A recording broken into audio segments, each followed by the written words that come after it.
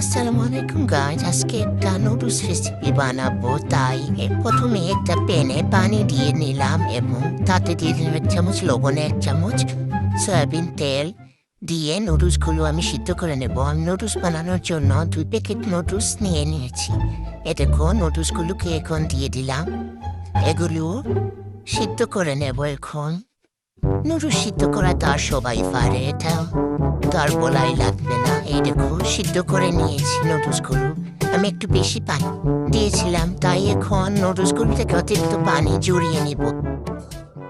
এখন আমি নুডলসগুলো তৈরি করার জন্য এখানে নিয়ে নিয়েছি গরুর মাংস সিদ্ধ করা। এখানে নিয়ে নিয়েছি পেঁয়াজ, কাঁচামরিচ, রসুন বাটা, আদা বাটা, আলু নিয়ে নিয়েছি 2টা মিডিয়াম সাইজের, ছোট ছোট করে কেটে নিয়েছি।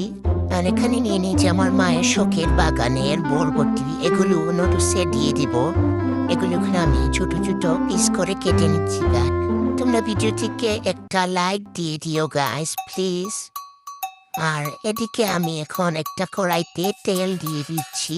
তারপর পেঁয়াজগুলো দিয়ে দিলাম। পেঁয়াজগুলো দিয়ে একটু নাড়াচাড়া করে মিশে নেব।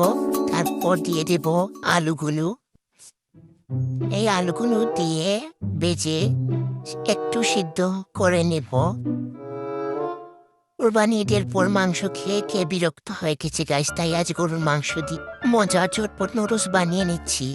এখন আমি এখানে আদা ও রসুন বাটা দিয়ে দিলাম, আর সাথে লবণ দিয়ে দিলাম 1 চামচ। এরপর সিদ্ধ করা গরুর মাংসগুলো দিয়ে দিলাম। তোমরা এই গরুর মাংসটা লবণ হলুদ দিয়ে সিদ্ধ করে নিতে পারো। আমি সিদ্ধ করে নিয়েছিলাম আগে থেকে। তারপর তো এই বরবটিগুলো দিয়ে দিলাম। দেখো গাইজ, মাকে না বলে ওনার গাছের বরবটি নিয়ে এসেছি। কাঁচামরিচটাও দিয়ে দিলাম। এখন এগুলো ভালোভাবে মিশিয়ে নিচ্ছি। এখন দিয়ে দিব টমেটো সস 1 টেবিল চামচ দিয়ে দিলাম।